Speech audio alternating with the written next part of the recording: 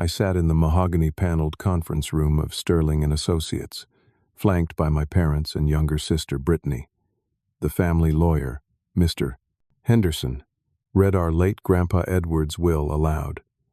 Brittany received $12 million in cash, the Connecticut estate, and the family's investment portfolio. I received nothing but a handwritten note saying, "Go earn your own, just like I did." My mother, Patricia, smiles coldly. My father, Douglas, looks away. Then Mr. Henderson says there's a sealed envelope from Grandpa, marked open only after primary distribution is read. Mr. Henderson's hands trembled slightly as he reached for the yellowed envelope resting on the conference table. The room fell silent, except for the soft hum of the air conditioning and Brittany's quiet sniffling. She clutched the $12 million check like it might disappear if she loosened her grip. The wax seal cracked as Henderson broke it open.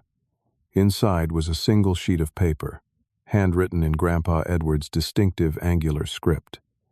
Henderson cleared his throat and began reading. "To my beloved grandson Josh," the letter started. "If you are hearing this, then the primary distribution has been read, and I imagine you are confused and hurt. Good. You need to understand what I am about to give you, and why." My mother, Patricia, shifted in her leather chair. My father, Douglas, leaned forward. Henderson continued. "For the past 5 years, I have watched my family closely. I have seen who works and who takes, who builds and who destroys, who loves and who pretends. Joshua has spent countless hours at Hartford Precision Tools, learning every aspect of our business. He has visited me weekly, not for money or favors, but because he cared. Brittany has spent the same years partying through college, failing classes, and asking me for handouts. Patricia and Douglas have spent those years planning how to divide my assets before I was even gone." Brittany gasped. Patricia's face turned scarlet. "Therefore," Henderson read, "I leave to Joshua Michael Anderson controlling interest in Hartford Precision Tools. 51% of all shares, effective immediately. The company is currently valued at $48 million. The $12 million I left to Brittany is her severance. She gets cash but no control, no legacy, no responsibility. Let her learn what money without purpose truly means." I couldn't breathe. My vision blurred at the edges. Henderson looked up from the letter. "This second will is legally binding, witnessed by myself and 2 other attorneys, and notarized according to Connecticut state law. Joshua now owns 51% of Hartford Precision Tools. The remaining 49% is distributed as follows: Douglas Anderson, 25%. Patricia Anderson, 14%. Brittany Anderson, 10%. The room exploded. Patricia shot to her feet, her chair skidding backward. "This is impossible. That will is invalid. My father was not in his right mind." Douglas pounded his fist on the table. "How did this happen, Henderson? You were supposed to manage his affairs properly." Brittany's tears turned to fury. She pointed a manicured finger at me. "You manipulated him. You poisoned a dying old man against his real family. You scheming backstabber." I sat frozen, unable to process what was happening. 5 years of working at Hartford, learning the business from the ground up, spending evenings with Grandpa while he told stories about building the company from nothing. I had done it because I loved him, because I wanted to understand his legacy. I never expected this. Mr. Henderson raised his hand for silence. "Your grandfather specifically instructed me to present the will this way. He wanted to teach the family, and I quote, a lesson about assumptions. This is entirely legal and final." Patricia grabbed her purse. "We'll see about that." She turned to me, her eyes cold as winter. "You think you've won something? You have no idea what you've just done to this family." Douglas stood and buttoned his suit jacket. "Come on, Patricia. Brittany, we're leaving." He looked at me with something between pity and contempt. "You'll regret this, son." They filed out of the conference room, Brittany sobbing dramatically, Patricia's heels clicking sharply on the hardwood floor. The door slammed behind them. I sat alone with Mr. Henderson in the sudden silence. My hands were shaking. Henderson closed the folder containing the will and removed his reading glasses. "Joshua, I need to tell you something. 3 days ago, your mother came to my office. She offered me $50,000 to lose any documents that favored you in the will. I refused, obviously, but I documented the attempt." My stomach dropped. "She tried to bribe you?" He nodded gravely. "Your grandfather knew his daughter well. He predicted she would try something like this. That's why he created such an elaborate revelation process. But Josh, you need to understand something. Your mother is not going to let this go. She's going to fight you with everything she has. Be very, very careful." I drove home in a daze, my 10-year-old Honda Civic, feeling even smaller than usual. I was now the majority owner of a company worth $48 million, but I felt completely lost. My parents had 25 years of business experience. I had only 5. I didn't know the first thing about navigating corporate warfare or family litigation. My phone buzzed constantly with texts from Brittany calling me every vile name she could think of. I turned it off. As I pulled into my apartment complex parking lot, I noticed my father's silver Mercedes parked across the street. Douglas stood outside, phone pressed to his ear. I ducked down instinctively, watching through my rearview mirror. His voice carried in the evening air. "I don't care what it costs," he said. "Find something we can use. Check his taxes, his business deals, his personal life. There has to be something that will disqualify him from inheriting. I want my company back." It paused, listening. "Do whatever it takes," Douglas continued. "Hire investigators. Talk to his friends, his girlfriend, his co-workers. Everyone has secrets. Find his."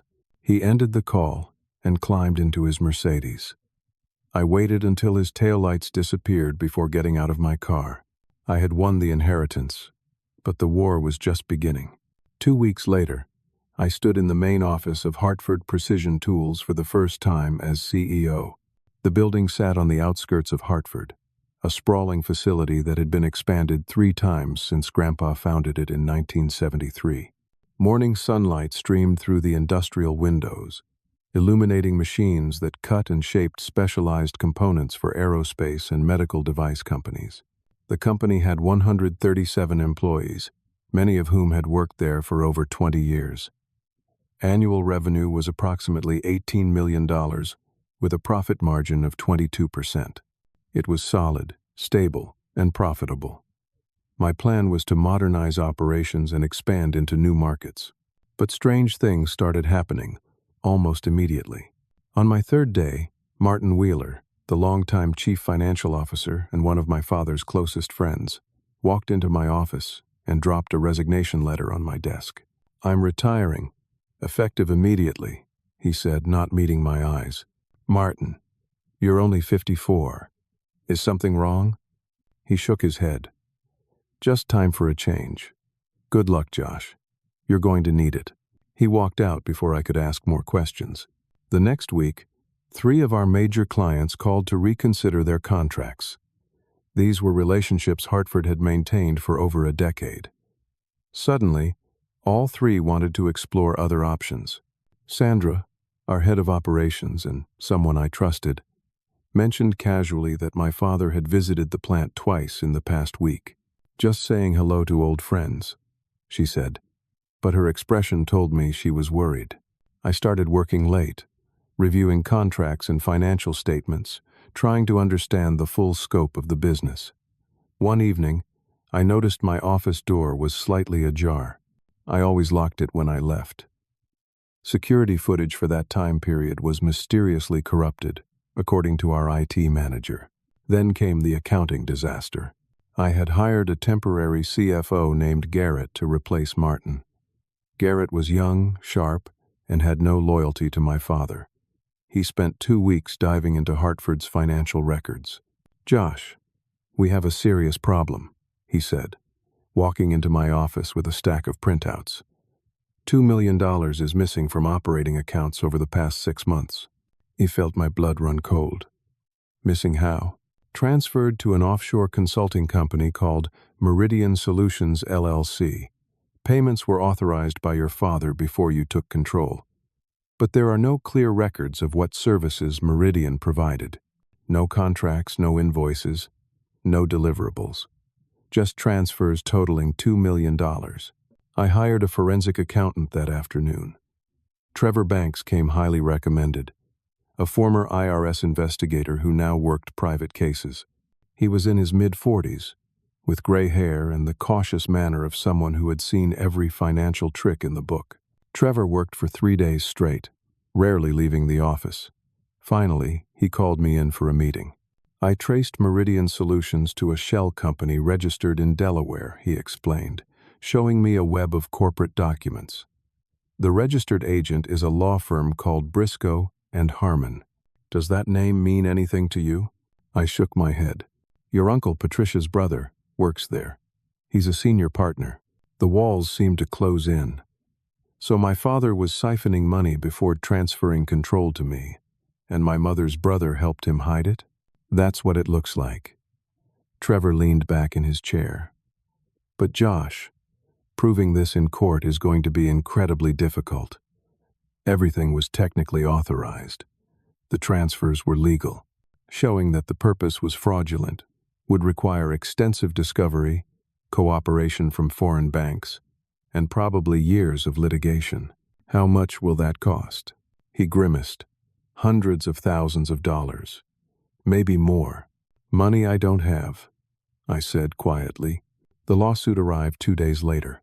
A process server handed me the papers at Hartford's front entrance as I arrived for work.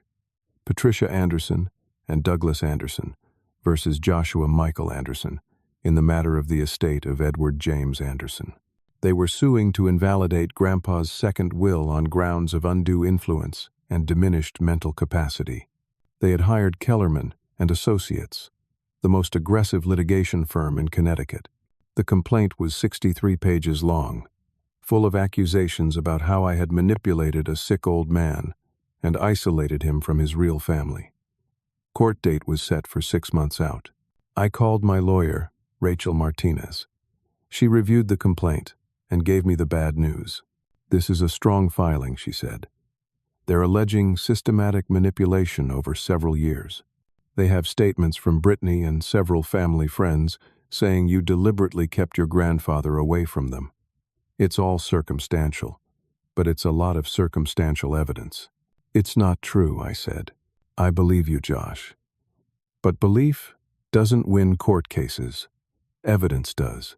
And right now, they have more narrative momentum than we do. Then Hartford's largest client dropped us. Apex Aerospace accounted for 32% of our annual revenue. They manufactured guidance systems for commercial aircraft and had been buying precision components from Hartford for 15 years. Their termination notice cited concerns about leadership stability and company direction. I called their CEO, Brian Matthews, immediately. I had known Brian for 3 years, had met with him quarterly to review quality metrics and delivery schedules. Brian, what's going on? Our quality hasn't changed. Our delivery times are better than ever. There was a long pause. Josh, I like you. You're a good kid. But your father reached out to me personally. He said there were financial irregularities you were covering up. He said the company might not survive the transition. We can't risk our supply chain on uncertainty. Those allegations are false. My father is the one who stole money, and I'm trying to fix it. Maybe that's true. Brian sounded genuinely apologetic. But we have to protect our business. I'm sorry. The call ended. I sat in my office as the sun set, watching shadows lengthen across the manufacturing floor. In 2 weeks, I had lost my CFO, 3 major clients, and gained a federal-level lawsuit. My personal savings account, which had contained $83,000 when this started, was being rapidly drained by legal fees.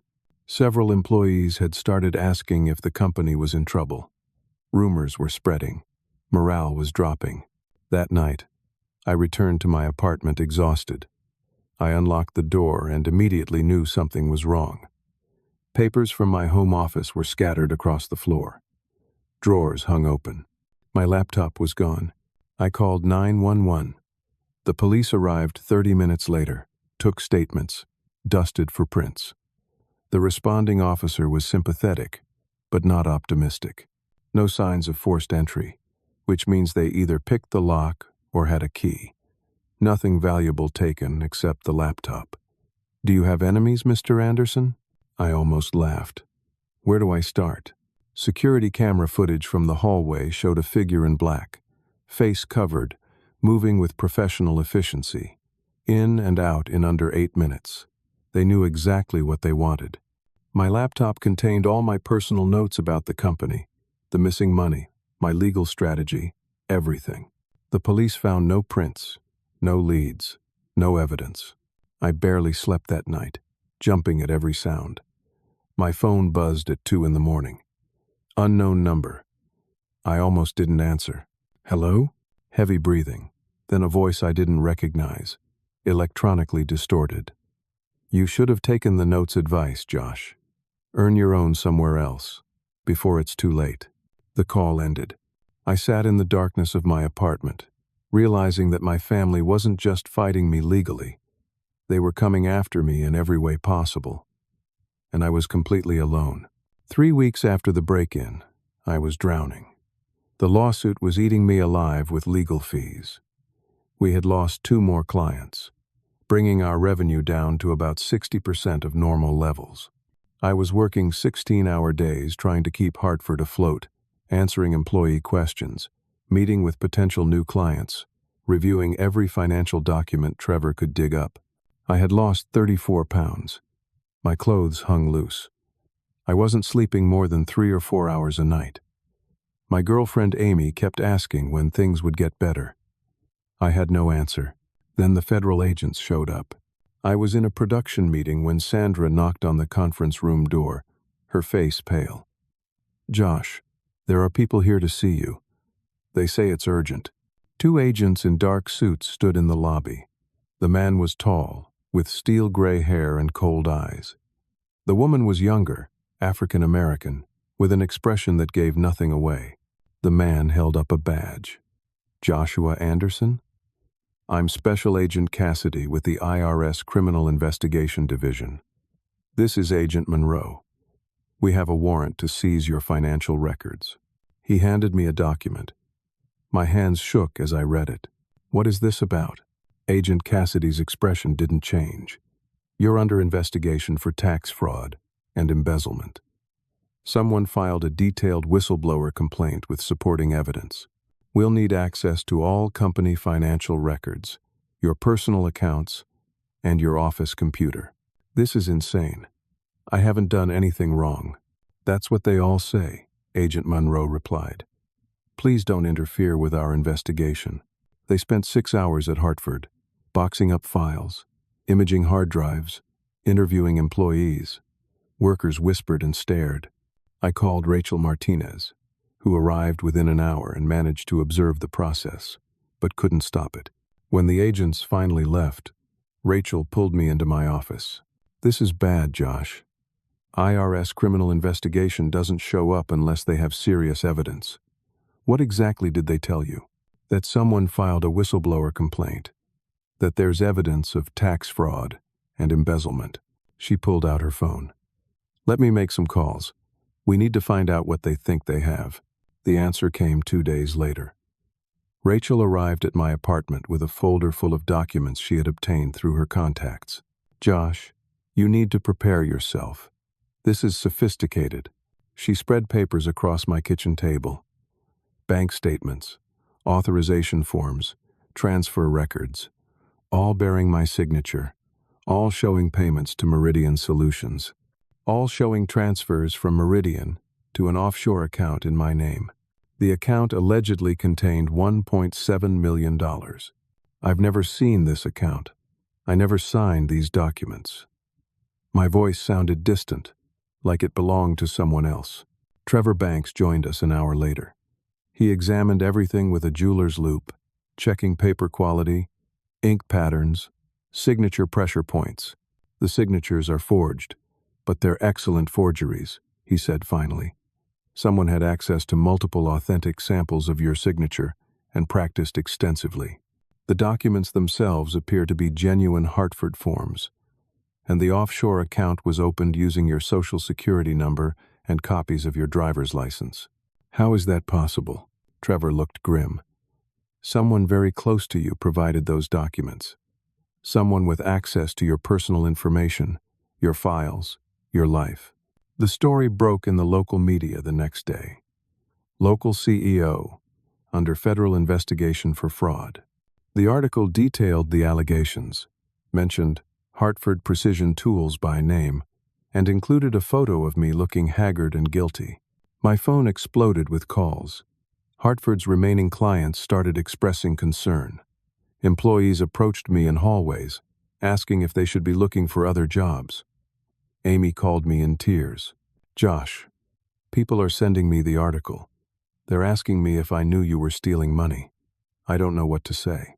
It's not true, I said. I'm being framed. But how do I know that? Her voice broke. How do I know anything anymore? I need some space. I need to think. She hung up. We had been together for 2 years, talked about getting married. Now she couldn't even stand to hear my voice. Rachel brought in a criminal defense attorney named David Cross. He was expensive, abrasive, and brutally honest. Someone set you up perfectly, he said after reviewing everything. But proving it? That's going to be nearly impossible. The government has what looks like airtight evidence. Your signatures, your accounts, your authorization. A jury is going to look at this and see a rich kid who got greedy. I didn't do this. I believe you. But belief doesn't matter in federal court. Evidence matters. And right now, all the evidence says you're guilty.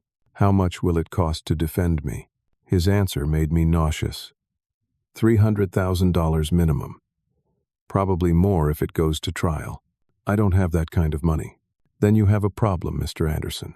I tried to sell some of my Hartford shares to raise cash, but Patricia and Douglas had anticipated that move. They had filed an injunction blocking any sale of shares until their lawsuit was resolved. I was asset-rich, but cash broke, drowning in legal fees I couldn't pay. MedTech Industries called the next week. They were Hartford's second-largest client, accounting for 21% of our revenue. They manufactured surgical instruments and had been buying precision components from us for 8 years. Mr. Anderson, we've made the difficult decision to terminate our contract, their purchasing manager said. We cannot do business with a company under federal investigation. I'm sure you understand. I understood perfectly.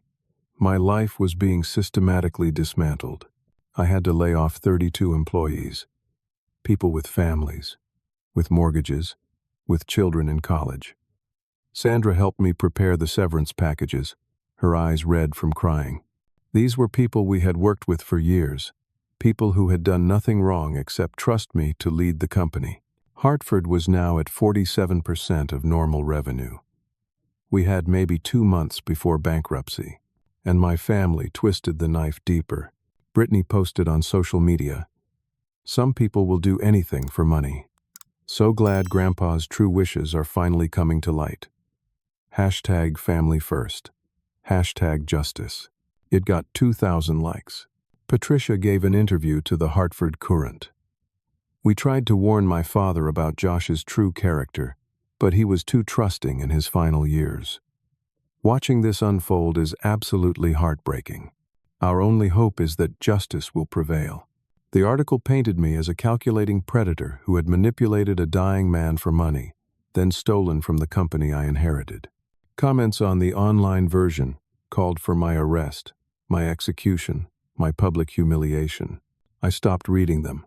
One night, working late at the office because I couldn't afford my apartment anymore and was essentially living in a sleeping bag in my office, I received an anonymous email.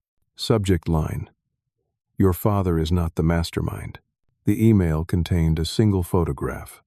Patricia and Agent Cassidy, the IRS investigator, standing outside a restaurant, shaking hands, smiling.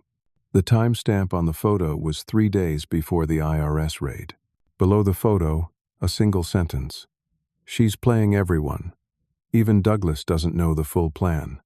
Watch your back. I stared at the screen for a long time, my mind racing. My mother had orchestrated all of this. The missing money, the frame job, the federal investigation. She had used her college friend Cassidy to launch a fraudulent criminal case against me. The goal was clear. Destroy my reputation so completely that no judge would let me keep the inheritance. And it was working. I called Marcus Thompson first thing the next morning. He was an ex-FBI agent who now worked as a private investigator, recommended by Trevor Banks. Marcus had a reputation for being thorough, discreet, and extremely expensive. We met at a diner 40 miles outside Hartford. Marcus was in his early 50s, built like a linebacker, with careful eyes that missed nothing. I showed him the anonymous email and the photo of Patricia with Agent Cassidy. "I need to know if this is real and what it means," I said. Marcus studied the photo for a long time.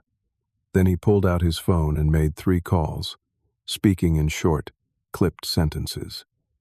20 minutes later, he looked up. Patricia Anderson and Special Agent Cassidy went to Yale together, class of 1992. They were in the same social circle. I have a source who remembers them being quite close, so they know each other. That doesn't prove conspiracy, Marcus nodded. Which is why I need time to dig deeper. This is going to be expensive, Mr. Anderson. My rate is $300 an hour, and this kind of investigation could take weeks. I had $11,000 left in my account. It's all I've got. He considered this. I'll work the case. We'll figure out payment later.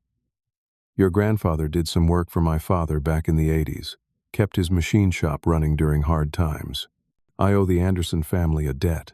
Marcus worked fast. 3 days later, he called me to a secure location, a storage unit he rented specifically for sensitive meetings. Cassidy has a gambling problem, he said without preamble. Owes money to casinos up and down the East Coast. 3 months ago, he was into a casino in Atlantic City for $200,000. They were threatening to break his legs. And then a mysterious payment of exactly $200,000 cleared his debt. The payment came from a trust account managed by Briscoe and Harmon, the law firm where your uncle works. My mother paid off his gambling debts in exchange for launching a fake investigation against me. That's what it looks like. Marcus showed me a timeline he had constructed. The payment clears Cassidy's debt. 2 weeks later, the whistleblower complaint is filed. 1 week after that, Cassidy specifically requests to be assigned to your case. It's not random, Josh. It's orchestrated. Can we prove this in court? His expression darkened. That's the problem. Everything I've found is technically inadmissible. I obtained it through private investigation, not legal discovery. If you present this, Patricia's lawyers will shred you for conducting illegal surveillance. They'll make you look desperate and paranoid. So we know the truth, but can't use it. Not directly.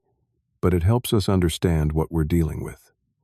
Marcus pulled out more documents. And there's something else. Your grandfather's death. What about it? He died suddenly, 3 weeks after changing his will. Medical examiner ruled it natural causes. Cardiac arrest brought on by his existing heart condition. Nothing suspicious on the surface. But the doctor who signed the death certificate received a $40,000 consulting fee from the Patricia Anderson Foundation 1 month after your grandfather died. Paid for services not specified. I felt sick. You think my mother killed Grandpa? I think your grandfather's death was extremely convenient. I think the timing was perfect. And I think Patricia has been planning this for a very long time. Over the next week, Marcus uncovered more pieces of the conspiracy. The break-in at my apartment had been conducted by a professional named Kyle Brennan, who had previously done work for a security firm that Patricia's foundation had hired. The forged documents with my fingerprints had been created using items taken from family gatherings, items I had handled without thinking. Glasses, pens, papers. My mother had been collecting evidence for months, maybe years, preparing to frame me. But none of it was admissible in court. I met with Rachel Martinez and David Cross to review everything Marcus had found. Rachel looked devastated. This helps us understand what happened, but it won't save you in court. We can't introduce any of this evidence without facing sanctions for illegal investigation. And even if we could, it's all circumstantial. Patricia's lawyers would argue coincidence, would claim we're making wild accusations without proof. Hartford was dying. We were down to 52 employees. Revenue had dropped 71%. We had maybe 6 weeks before bankruptcy. The people who had trusted me, who had worked for Grandpa for decades, were going to lose their jobs because I had failed them. Amy officially broke up with me via text message. I can't do this anymore. I'm sorry. I hope you figure things out. My best friend since high school, Tyler, stopped returning my calls. I later learned that Douglas had offered Tyler's construction company a huge contract if he distanced himself from me. Tyler took it. Friendship apparently had a price tag. I was completely alone. I had no family, no girlfriend, no friends, no money, and no hope. I was sleeping in my office because I couldn't afford rent. I had lost 47 pounds total. I looked like a ghost. One night, sitting in the darkness of my office, I seriously considered giving up entirely, walking away from everything, maybe even ending it all. I was 29 years old and my life was completely destroyed. My name was ruined. Even if I somehow survived this, I would always be the guy who maybe stole money and maybe manipulated his dying grandfather. I pulled out a sheet of paper and started writing a resignation letter. I would give up the shares, dissolve Hartford, let my parents have whatever they wanted. It wasn't worth fighting anymore. At 3 a.m, my office phone rang. I almost didn't answer. Unknown number. Hello? A woman's voice, shaky and scared. Josh? This is Sandra from operations. Sandra? Are you okay? No, I'm not okay. I should have said something weeks ago. Your father threatened my family. He made me sabotage production reports to make you look incompetent. He said if I didn't cooperate, he would make sure my husband lost his job and we'd lose our house. I sat up straight. Sandra, why are you telling me this now? Because I can't stay silent anymore. Her voice broke. Your mother did something terrible. She poisoned your grandfather. I saw her. I was bringing him his medication at the hospital, and I saw her inject something into his IV line when the nurses weren't looking. I was too scared to report it. I thought maybe I was wrong. Maybe I had misunderstood. But I can't let you destroy yourself over their lies. You saw my mother inject something into Grandpa's four? Yes, the night before he died. I've been carrying this for months. I'm so sorry. Why come forward now? Because you're a good person, Josh. Because this company meant something to your grandfather, and you're the only one who actually cares about that. And because I can't live with myself anymore if I don't tell the truth. Will you testify? Long pause. Yes, I'll testify. I'll tell everything. Meet me tomorrow at the Riverside Diner at 6 a.m. I'll tell you everything I know. I'll give you dates, times, documentation. We can stop this. After she hung up, I sat in the silence of my office, barely daring to hope. If Sandra could testify that she saw Patricia murder Grandpa, everything changed. The will challenge would collapse. The criminal investigation would shift focus. I might actually survive this. I worked through the night, preparing questions, reviewing timelines. At 5:30 a.m, I drove to the Riverside Diner, a small place near the Connecticut River that had been there for 50 years. 6 o'clock came. No Sandra. 6:15, 6:30, 6:45. At 6:50, my phone rang. Marcus Thompson. Josh, I've got bad news. Sandra Wheeler was found dead an hour ago. Single vehicle accident on Route 7. She drove off the road into a ravine. Police are calling it an accident. My phone slipped from my hand and clattered on the table. Marcus continued, his voice grim. I pulled the accident report through my contacts. Josh, her brake lines were cut. This was murder. And you're the last person she called. You need to be very, very careful. I sat in the diner booth as other early morning customers came and went, ordering coffee and eggs, talking about weather and sports. Normal people living normal lives. Sandra was dead. My only witness, gone. Murdered within hours of reaching out to me.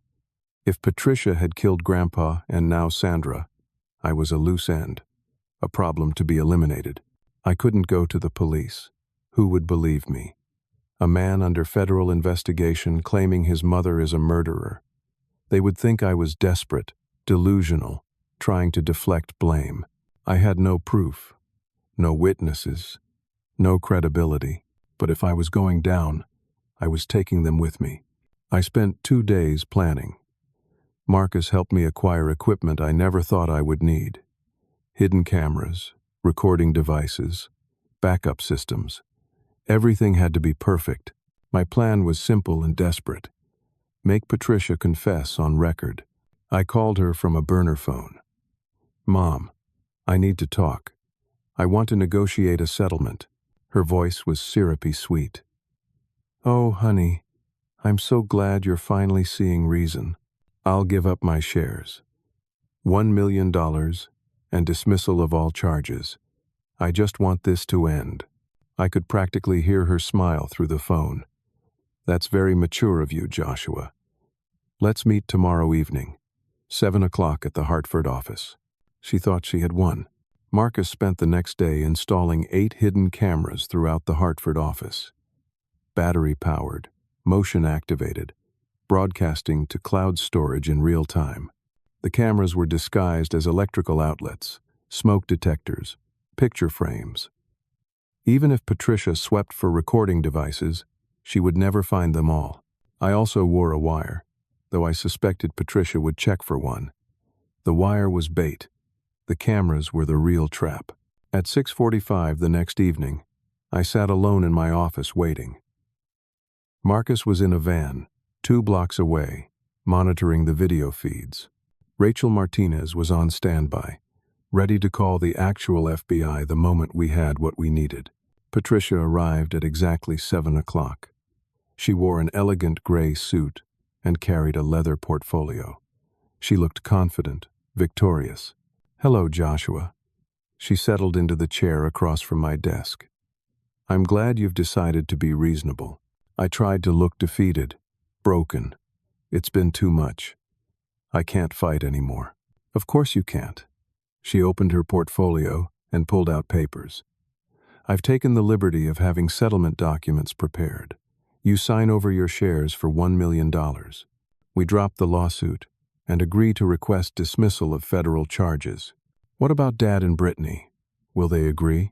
They'll do what I tell them. She smiled coldly. They always do. I reached for a pen, then hesitated.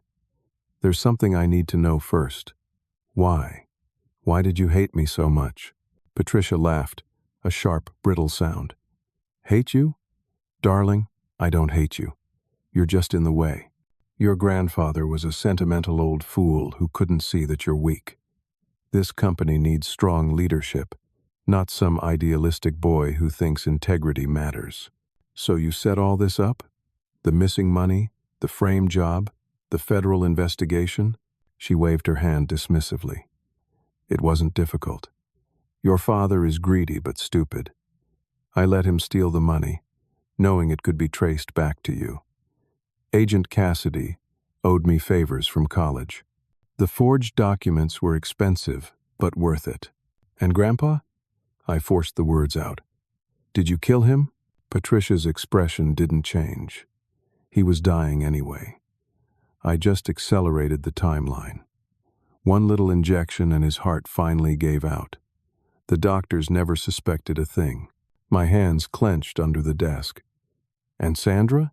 Her brake lines were easier than I expected. She paused. That woman was weak. She would have ruined everything. She had just confessed to 2 murders and conspiracy to commit fraud. On camera, being recorded by 8 different devices simultaneously. I should have felt victorious. Instead, I felt sick. "Why are you telling me all this?" I asked. "Because it doesn't matter." Patricia reached into her purse. "I'm not stupid, Joshua. I know you're recording this." She pulled out a small electronic device and pressed a button. Static burst from my hidden wire. The device was a signal jammer, killing my recording. "Did you really think I wouldn't check you for a wire?" She set the jammer on my desk. "You're so predictable, just like your grandfather. Honorable to a fault." Then she pulled out a gun.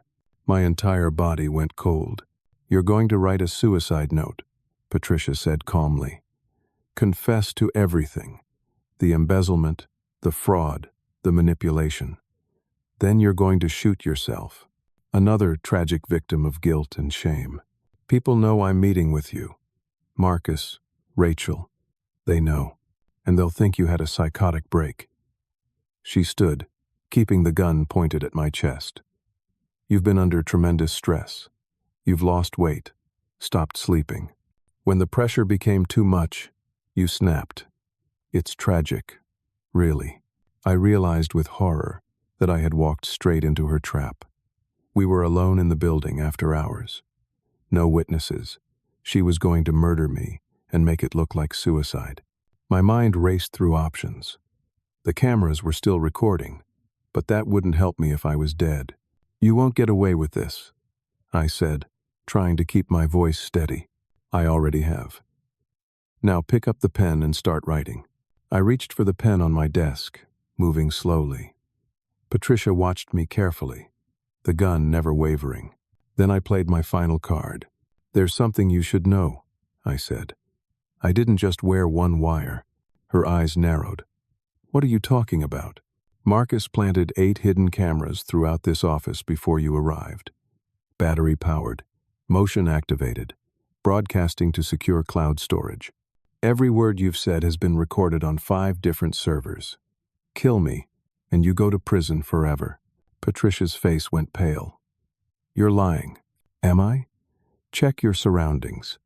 The smoke detector above you, the electrical outlet to your left, the picture frame on the wall. All cameras, all recording, all uploading in real time." She glanced around the room, uncertainty creeping into her expression. "Marcus has everything," I continued. "Your confession to murdering Grandpa, your confession to murdering Sandra, your admission of conspiracy and fraud. Even if you kill me right now, you're finished." She lowered the gun slightly, her hand trembling. "This is entrapment. It won't hold up in court. Murder confessions on video tend to hold up pretty well, actually." For a long moment, we stared at each other across the desk. Then Patricia's face twisted with rage. "Then I'll kill you anyway." She raised the gun again. "At least I'll have that satisfaction. You cost me everything." Her finger tightened on the trigger. The office lights suddenly blazed on, blindingly bright. Marcus Thompson strode through the door, followed by 3 FBI agents in tactical gear. "FBI, drop the weapon." Patricia spun toward them, gun still in her hand. The agents moved with practiced efficiency, weapons drawn. "Drop it now." For a moment, I thought she might actually shoot. Her eyes were wild, desperate. Then her shoulders sagged and she let the gun clatter to the floor. The agents moved in, cuffing her roughly. One of them kicked the gun away while another began reading Patricia her rights. Marcus approached my desk, his expression grim. "You okay?" I nodded, not trusting my voice. The lead FBI agent, a woman named Torres, picked up the gun with a gloved hand. "We've been listening to everything from the van outside. We have more than enough for multiple murder charges, conspiracy, attempted murder, and about 6 other felonies." Patricia screamed as they led her away. "This is entrapment. Illegal. You can't do this." Agent Torres looked at me. "We'll need your full statement, Mr. Anderson. But for now, you're safe." We've also arrested Douglas Anderson and Special Agent Cassidy at their homes. They're all going away for a very long time. After they left with Patricia, I sat alone in the office with Marcus. My hands wouldn't stop shaking. How did you arrange for the real FBI? I asked. Called in some favors. He sat down heavily. When I discovered Cassidy's corruption, I reached out to people I trust in the Bureau. They've been investigating him separately for months. Your case gave them the perfect opportunity to take him down along with your mother. I could have died, but you didn't. Marcus put a hand on my shoulder. You were brave and smart, and you just took down a murderer. I didn't feel brave. I felt exhausted, traumatized, and empty. But I was alive, and Patricia was going to prison. It was over. The media firestorm was immediate and overwhelming. Connecticut matriarch arrested for elaborate murder plot. The story went national within hours. News crews camped outside Hartford Precision Tools, outside my apartment, outside the courthouse. Patricia, Douglas, and Agent Cassidy were all held without bail as flight risks. The evidence was overwhelming. Patricia's confession had been recorded by 8 separate cameras. The FBI had corroborating evidence of Cassidy's corruption and the payments to cover his gambling debts. Douglas cracked within 48 hours and gave a full confession about the embezzlement in exchange for a reduced sentence. Brittany cooperated immediately. She testified that she knew about the financial manipulation but nothing about the murders. In exchange for full cooperation and testimony against her parents, she received immunity from prosecution. The federal charges against me were dropped immediately. The IRS issued a formal apology. The judge in probate court dismissed Patricia and Douglas's lawsuit with prejudice. I was vindicated, but Hartford Precision Tools was destroyed. We were down to 39 employees. Revenue had collapsed to less than 30% of normal levels. 3 years of client relationships were gone. Suppliers were demanding payment up front because they didn't trust the company anymore. We had maybe 4 weeks before bankruptcy. The company Grandpa had spent 50 years building was dying, and I had no way to save it. I called a meeting with the remaining employees. They gathered in the break room, faces tired and worried. Some had been with Hartford for over 20 years. They deserved honesty. I know things are bad, I started. I know you've all been through hell because of my family's actions. I want you to know that I've been offered buyout deals from competitors. They want to purchase Hartford's assets, our client list, our patents. They've offered enough money to pay severance for everyone here. People shifted uncomfortably, but I'm not taking those deals. Not yet. I'm going to fight to save this company, because Hartford isn't just a business to me. It's my grandfather's legacy, and it's your livelihoods. I can't promise success, but I can promise that I will give everything I have to try. After the meeting, Sandra's husband, Robert, approached me. I hadn't seen him since the funeral. Mr. Anderson, I need to show you something. Robert handed me a manila envelope. Sandra told me if anything ever happened to her, I should give this to you. Inside were documents, spreadsheets, photographs, evidence of other companies that Douglas and Patricia had sabotaged over the past decade, patterns of deliberate destruction, manufactured crises, and predatory buyouts. There were 4 other companies, Robert explained. They did to those businesses what they tried to do to Hartford. Orchestrated financial problems, destroyed reputations, then bought the companies for pennies on the dollar and flipped them for massive profits. Sandra had been documenting it for years, terrified but unable to speak up. Why did she keep quiet? Because Douglas threatened our son. Robert's voice broke. We have a 10-year-old boy with leukemia. Douglas said if Sandra talked, he would make sure our insurance was canceled. We couldn't risk it. I'm so sorry. Sandra believed in you, Mr. Anderson. She said you were different from them. She wanted her death to mean something. Use those documents. Make it mean something. I took the documents to Rachel Martinez. She reviewed them with increasing excitement. Josh, this is incredible. We can file a class action lawsuit against Patricia and Douglas's estate on behalf of all the companies they destroyed. Combined damages could be over $200 million. Will we win with this evidence? Absolutely. This shows a pattern of deliberate criminal behavior over a decade. Any jury in the country would find against them. We filed the lawsuit 1 week later. The 4 companies Patricia and Douglas had destroyed joined as plaintiffs. The evidence was overwhelming and damning. Patricia and Douglas's lawyers knew they couldn't win. 3 months later, they negotiated a settlement. $130 million split among the 5 companies. Hartford's share was $42 million. Patricia and Douglas were stripped of everything. Their houses, their cars, their investments, all liquidated to pay the settlement and legal fees. They would spend the rest of their lives in prison with nothing. I took $15 million of Hartford's settlement and injected it directly into the company. I hired back every laid-off employee with back pay and apologies. I bought new equipment, modernized the facilities, and launched an aggressive campaign to rebuild client relationships. It was slow. Clients were hesitant. They had been burned by the drama, and they needed time to trust again. I spent months on the road, visiting companies personally, showing them our quality control processes, our financial stability, our commitment to excellence. 6 months after the settlement, we had rebuilt to 60% of our original revenue. It wasn't enough.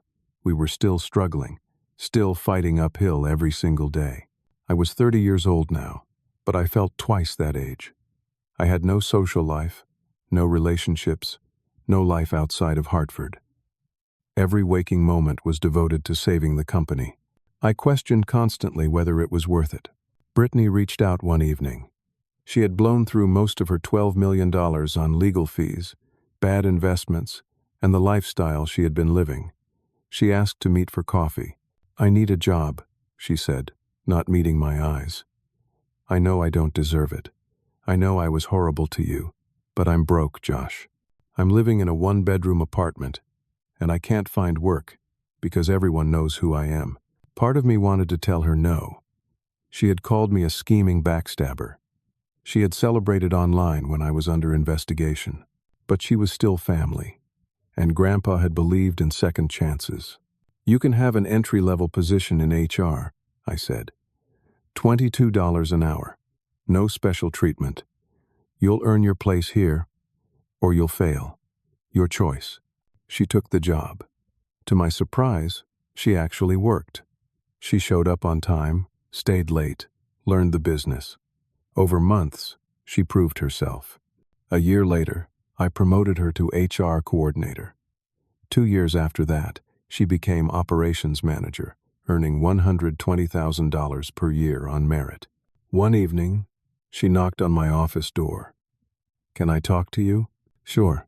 She sat down, nervous. "I just want to say I'm sorry. For everything. For believing Mom and Dad. For treating you like garbage. For not seeing what they really were." She wiped her eyes. "You gave me a second chance. I absolutely didn't deserve. I won't waste it." I forgave her. Because family isn't about blood. It's about showing up, doing the work, being there when things are hard. On the 1-year anniversary of Grandpa Edward's death, Mr. Henderson called me to his office. There was something in his voice that made me drop everything and drive to Hartford immediately. He was waiting with another envelope. "Your grandfather left one final item," Henderson explained. "A safety deposit box key with very specific instructions. I was to give it to you 1 year after his death, but only if you proved yourself worthy. Given everything that's happened, I think we can safely say you've done that." The safety deposit box was at Hartford National Bank. Inside were certificates, patents, technical documents. 17 patents for advanced aerospace manufacturing processes that Grandpa had been quietly developing for 30 years. Henderson explained, "Your grandfather knew Patricia would try to steal everything. These patents were his insurance policy. He registered them under a separate trust that she never knew existed. I took the patents to a team of intellectual property attorneys. They spent 3 weeks reviewing everything, then delivered stunning news. 6 major aerospace companies have been using processes covered by these patents for decades, likely without knowing they were infringing. Back licensing fees alone could total $220 million, and ongoing licensing will generate approximately $35 million annually. It was Grandpa's final gift, his ultimate protection against Patricia's greed. Rather than sue the aerospace companies, I offered reasonable licensing agreements. The companies, tired of being extorted by patent trolls, appreciated the fair terms. Within 3 months, I had signed licensing deals with all 6 companies. The money transformed Hartford completely. I used it to hire world-class engineers and managers, expand our facilities, and invest heavily in research and development. Hartford Precision Tools became the premier precision manufacturing company in the Northeast. 18 months after receiving the patents, Hartford had 312 employees, annual revenue of $85 million, and a profit margin of 38%. The company was valued at $160 million. My personal net worth was approximately $290 million. But I hadn't become what my parents were. I established profit sharing for all employees, giving them a direct stake in the company's success. I created a scholarship fund in Grandpa Edward's name for employees' children. I still drove the same Honda Civic from college, still lived in a modest apartment, still worked alongside everyone else. Patricia and Douglas died in prison within 3 years of each other. Patricia from a stroke, Douglas from a heart attack. Their funerals were attended by no one. Brittany and I did not go. 2 years after the trial, I met Emma at a manufacturing conference in Chicago. She was a mechanical engineer from Colorado, brilliant and passionate about innovation. She knew nothing about my story. We connected over shared values, integrity, and a belief that business should serve people, not the other way around. We married a year later in a small ceremony at Hartford Precision Tools. Our employees were our family. 5 years after Grandpa's death, Mr. Henderson called me one final time. There was one last envelope, he said. One final message. The envelope contained a USB drive. On it was a video recording Grandpa had made just days before his death. I watched it alone in my office, tears streaming down my face. Grandpa looked frail, but his eyes were sharp, knowing. Josh, if you're watching this, you survived. I knew Patricia would come after you. I knew it would be hell, but I also knew you had something she never did. Integrity. You value people over profit, legacy over greed. You're the man I hoped you'd become. He coughed, took a breath. The patents, the company, the money, none of that matters. What matters is, you stayed true to yourself when it would have been easier to become like them. You could have fought fire with fire, could have become ruthless and cruel. But you didn't. You stayed human. Grandpa leaned toward the camera. Build something that lasts, Josh. Build something that matters. Not because it makes money, but because it changes lives. That's what Hartford always was to me. Not a business. A family. A purpose. I'm proud of you, grandson. Make me proud. The video ended. I sat in silence for a long time, thinking about the journey, the betrayal, the isolation, the frame job, Sandra's murder, nearly dying at my mother's hand, the long climb back, the vindication, the rebuilding.